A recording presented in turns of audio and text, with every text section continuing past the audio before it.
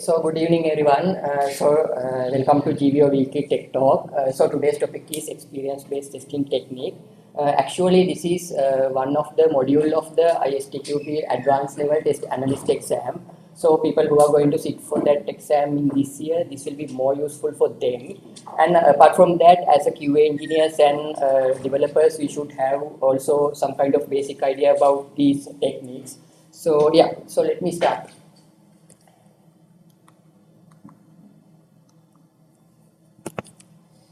Okay, so this is the outline of my presentation.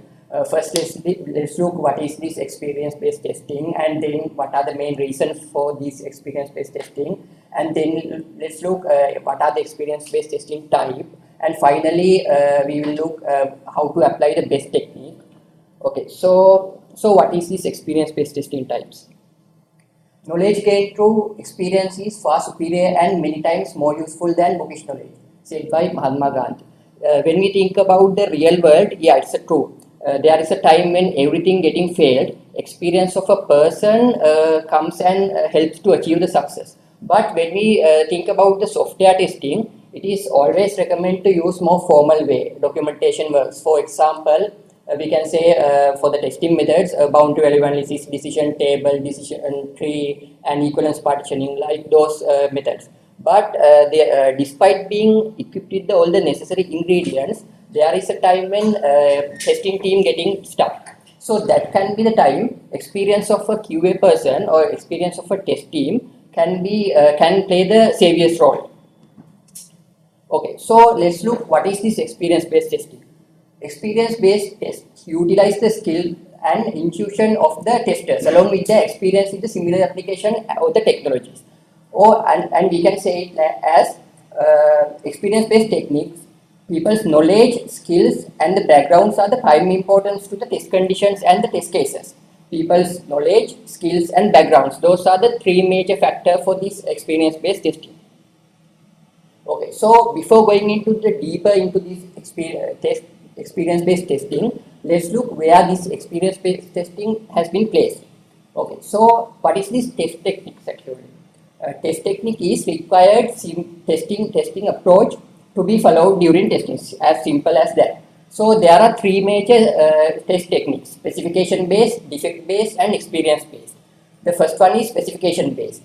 For the specification-based testing, we are using specification and requirements as the guideline to these techniques. The most of the testing techniques we are using in our day-to-day work, it belongs to this specification-based testing. For example, equivalence partitioning, boundary value analysis, decision table, decision tree, as I said before. So the second one is defect-based testing. So what is this defect-based testing? In the defect-based testing, we are using some kind of high-level generalized defect taxonomy as our guideline.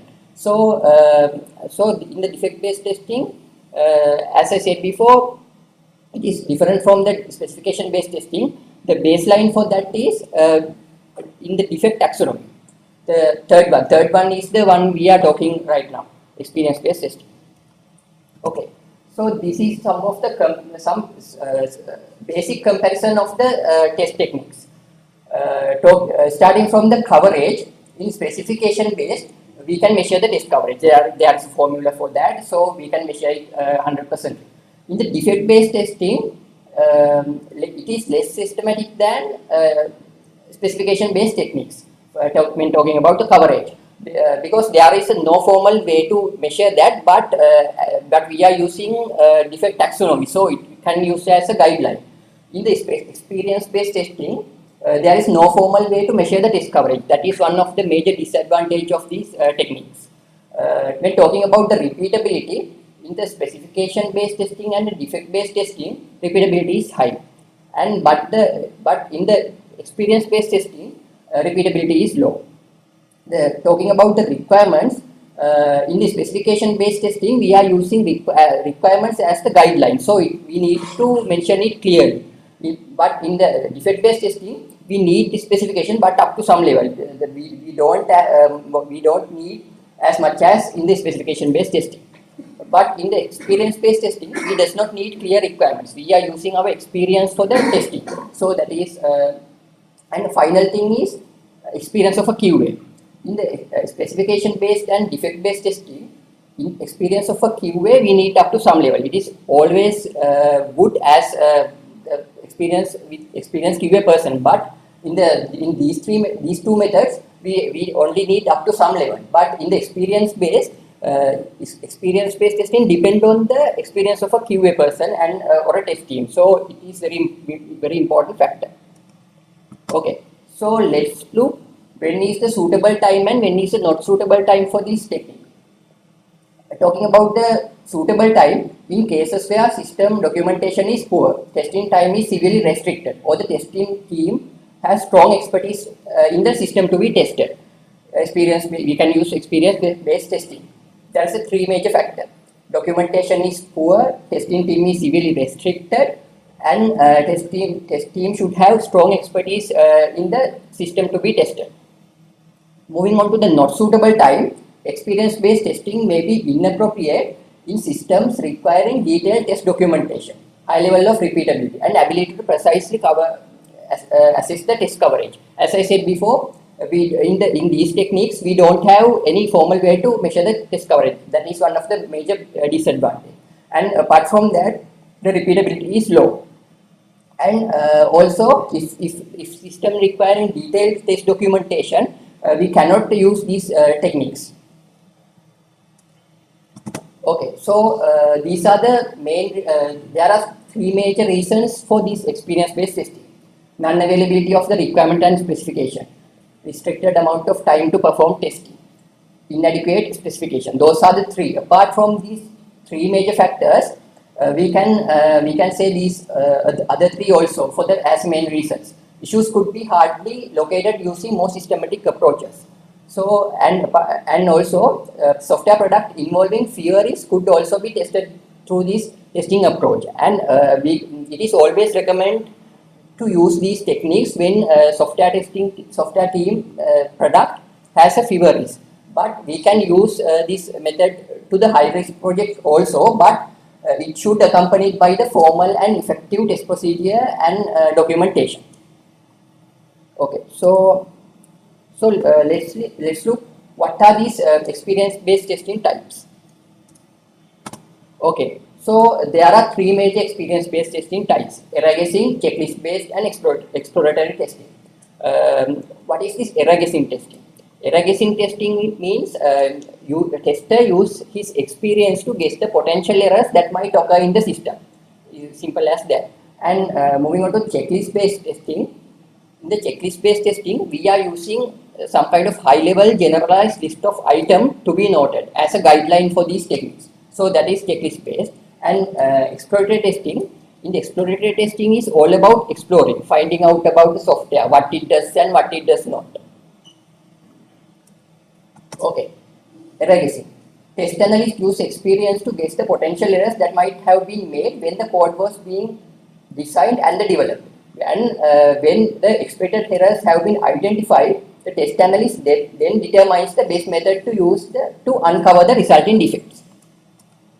Okay, so as I said before, error guessing is a technique that should always be used as a complement to the other more formal techniques. And talking about applicability, in the error guessing, we can use it. Error guessing is primarily done during the integration and system testing, but this can also use at any level of testing. It is very useful when releasing a new release of a software. And talking about the limitation and difficulty, as I said before, coverage is difficult to assess, and it mostly depends on the capability and experience of the test analyst. Okay, so coverage. Although there is no formal way to measure the test coverage, but in the error guessing can determine based on the type of defect that are being solved. And if there is a defect taxonomy available, that can be also used as a guideline. So these are some basic examples for this error guessing. Entering blank space in the text field, pressing submit button without entering values, and uploading files exceeding maximum limit or corrupt file. So assume that my guess is that one. The uploading files exceeding maximum limit or corrupt files. So I am guessing that, and then I am designing test conditions and test cases to cover this scenario. So that is how error guessing is working. Okay, so checklist-based testing.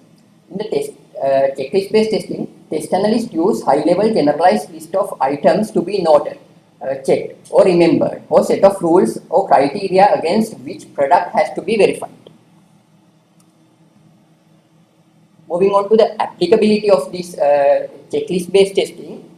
In checklist-based testing is used most effectively in project experience testing and that is familiar with the software and the software test.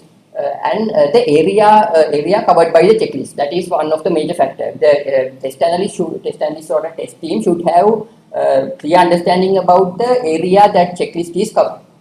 And talking about the limitation and difficulties, of course the high level nature of this checklist can be affected to the reproducibility, and it is possible that several test cases testers will interpret the checklist differently and will follow the different approaches to fulfill the checklist items. If there is 2 or 3 testers, the first tester is following one approach to cover these checklist items, and second tester is using another different approach. So that can be done in this testing technique. Talking about the coverage.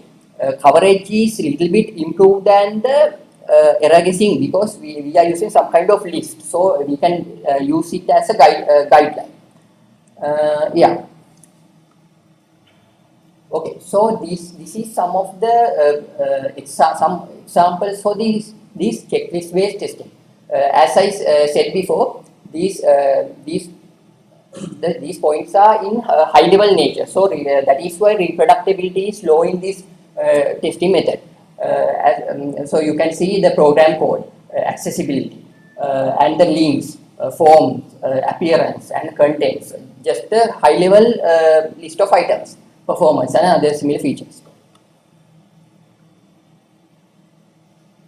Okay, so third one, exploratory testing. Exploratory testing is characterized by the tester simultaneously learning about the product and its defect, planning the testing work to be done, designing and executing the test, and the reporting the result, usually guided by a chart. Okay, so this is the exploratory testing cycle. First one is learning about the software and the product and the technologies. So then we design the testing, and then third one is test execution. Execute the design test cases, and final thing is analysis. Do the analysis for the testing we have done, and again starting from the learning. So it is like that, concurrently it's running. Applicability. Good exploratory testing is planned, interactive, and creative. It requires little documentation about the software system to be tested, and is often used in situations where documentation is not available, is not adequate for the other testing techniques. Okay, so limitation and difficulties. Exploratory testing can be difficult to manage and schedule, and also coverage is sporadic and reproducibility is difficult. So these are some of the common disadvantages of this experience-based testing. Okay, so these are some pros and cons of this exploratory testing. Talking about the pros, no need of preparation required for this testing due to no documentation, and important and critical bugs may be found easier. Tasks have been performed simultaneously, which saves the time a lot. That is one of the major advantage of this testing method. It saves times other than the formal testing techniques. Reveal the bug which are typically overlooked by the other testing procedures, and also support the imagination and instincts. Testers are involved in minimum planning and maximum execution. Okay, so moving on to the cons, performance of the test can't be reviewed, and also it very much depends on the tester skills and knowledge of the tester. Okay, needs and challenges. So these are some needs and challenges for this exploratory testing. The basic purpose of the testing should be clear in the tester's mind, and also it is always recommended to document, and if possible try to include the in the test regression suite also, but by an outcome of the test. Exploratory testing requires critical thinking. Testers should be able to reproduce, review, and express their ideas in a logical way. And also, the execution of all documentation is quite challenging. That is one of the challenge here. And repetitive failures may cause difficulty level. Okay, so these are some of the exploratory testing tools: Jira Capture, Q-Test Explorer, Session Tester, Defects Scribe, and Testpad. For this presentation, I will do a small demonstration about this Q-Test Explorer. Actually, Q-Test Explorer is total software testing solution. It includes almost all the functionalities that usually test tool has got. Okay, so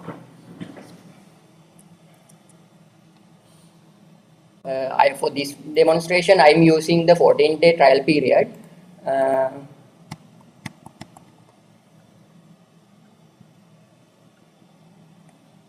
Okay, so I have created sample project. In my sample project, I have 3 releases: 1, 2, and 3. So let's start with the test plan.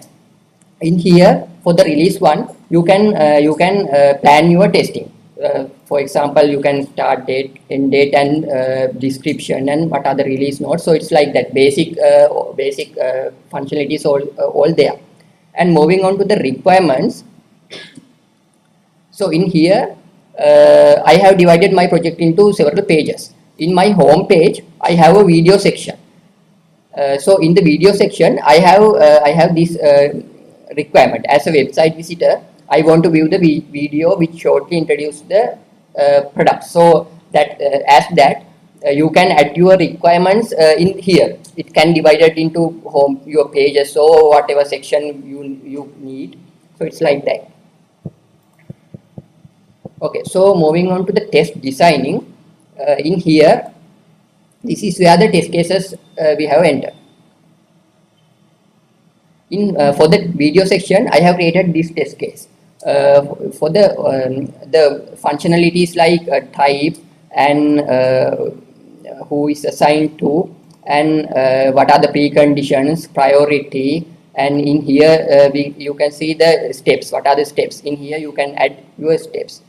So almost all the functionalities in the test case in here you can add it, and this is very user friendly tool, because you just need several hours to be familiar in this tool. So moving on to the test execution.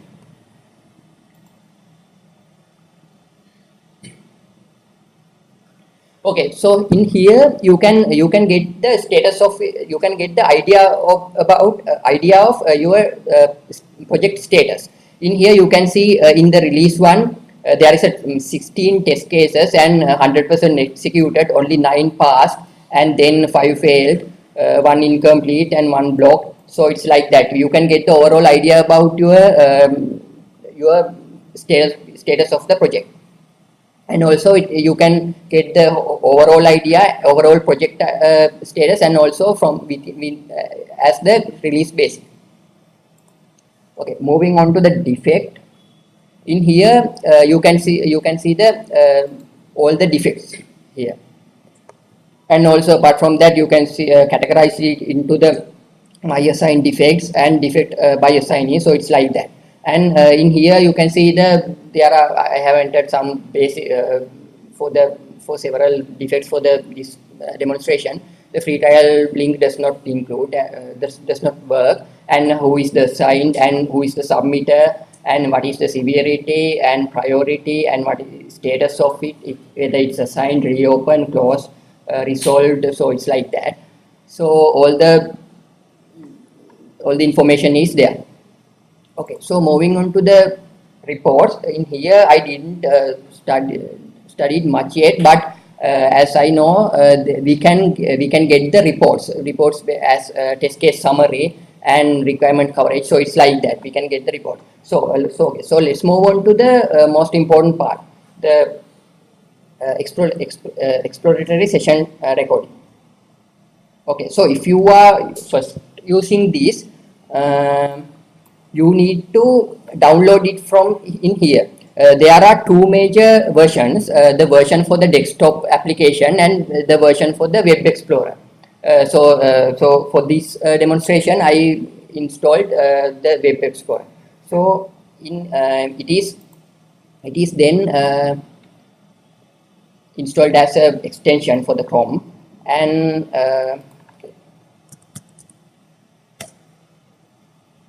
okay, so as an example, I will do a little testing in this ESP Quick Info, and then let's see how it works. Okay, so in here you need to give your project. So I give it as my sample project, and title as a test, and then you can give whatever description you want and just start the session. Okay, then the icon is displaying like that. Now it's recording. Okay, so as a first thing, let's click on this IPL menu, and then result. Let's navigate into the result. Okay, so so assume this result is wrong, right? But assume that it's wrong. So you just then need to capture this visible part. Then clicking this, and then we need to edit last captured part. So in here you can do whatever you want. That means for this,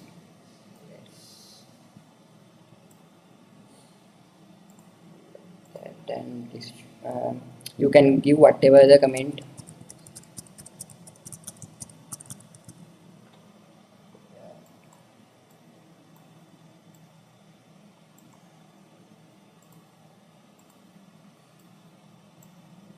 Okay, so now click.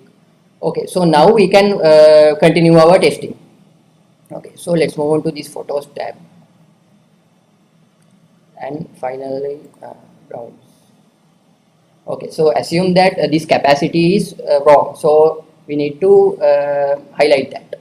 So again you need to capture this visible part and then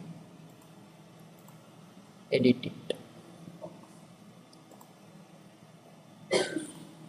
This time we will use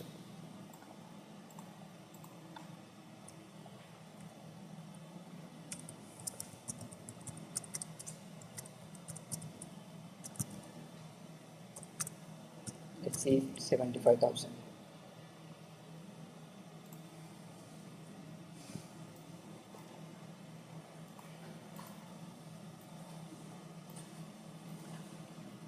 Okay, so yeah, so that is basic testing. It's like that, and then we can complete this testing session.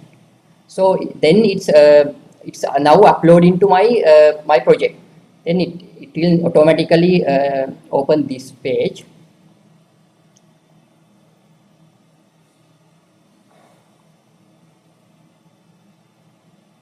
Okay, so yeah. So as you can see, the steps we have followed is recorded in here. So and part before showing that, you can edit like that. So in here the number is it's displaying the where we clicked. Here.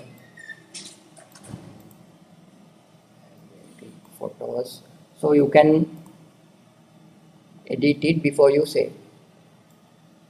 Okay, so yeah, so now it's saved, and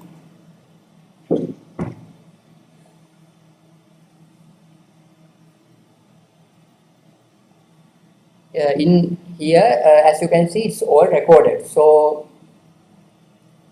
so for the exploratory testing, so the tools like that is very useful, because we can see the steps we followed, and the where is the defect, and we can highlight it. So it's like that. Yeah, so that is the basic demonstration about that. So, and apart from that, there are so much the functionalities in this tool. So I didn't got time to study all the functionalities. Okay, so let's again move on to the presentation.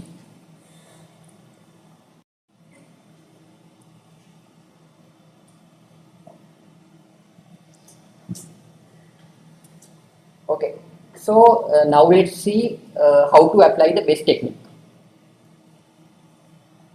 Before applying best technique, we need to consider these factors. The firstmost one is the type of project, system and software. What is the type of the project? Before we have to consider it. And regulatory standard. What is this regulatory standard? Actually, regulatory standard means common software testing standards identified internationally. So we need to consider that. And customer requirements. That is one of the other major factor we have to consider here, because some projects are depend on the customer requirements. So this very need to very important factor. And level and type of risk involved. As I said before, if your project is high risk project, you can apply these techniques, but with the complement of the more systematic approach.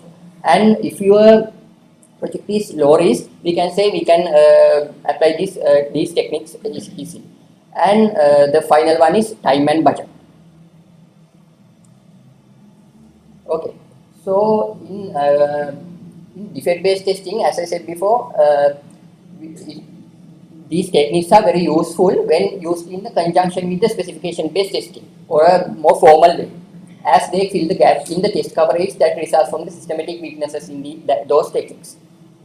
And also project type, schedule, access to information, and skills of a tester. Other factors we need to consider before applying these techniques.